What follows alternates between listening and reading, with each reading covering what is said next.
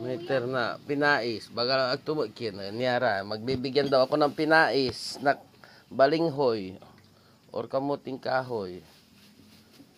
Yan. Tikman natin kung masarap. Alok ng alok, di naman inaabot. Alam namang akin, ba't ang dami niyan? Mag-isa lang naman ako. Ayan o. Hey guys, kain tayo guys. Oh, kain daw, kain. Ito yung teacher, oh. Yung teacher. Tingnan yung itsura ng bagong pasang teacher, yan, oh. Oh. Say hi. Oh, yan. Again, say hi sa aking vlog. Say hi sa kakaaro tayo. Hi, Oh, yan mga daw. kakaaro. Oh. Ano na muna Oh, say hi. Ay, baon lang kuya. Yan. Kinisiga to rin naman eh. Tikman natin yung binigay nilang sumang balinghoy or sumang kamuting kahoy. Commonly known sa aming native tongue ay pinais. Hindi siya panisa, pinais. Panis.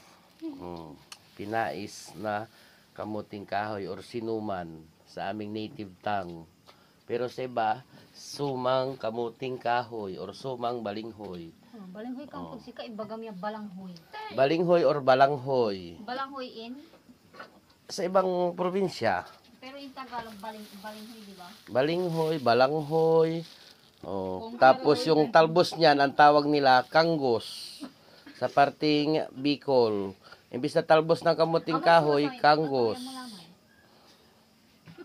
Diba? Ginagataan yun, yung talbos. Yung mga talbos niyan, gugumusin mo siya sa atsin, kakatasin mo para matanggal yung pakla, tsaka mo siya gagataan sa hugan mo ng tinapa. Yan. Parang style gabi, parang style laing. Masarap siya.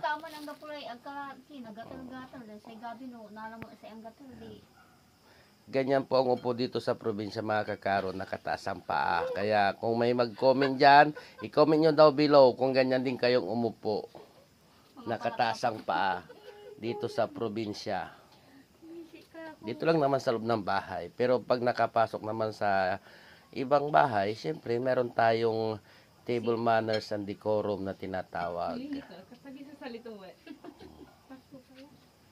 Yan. So thank you for watching. Always follow, like, and share na nag-isa and the original Kakaaro! yan. Thank you for watching.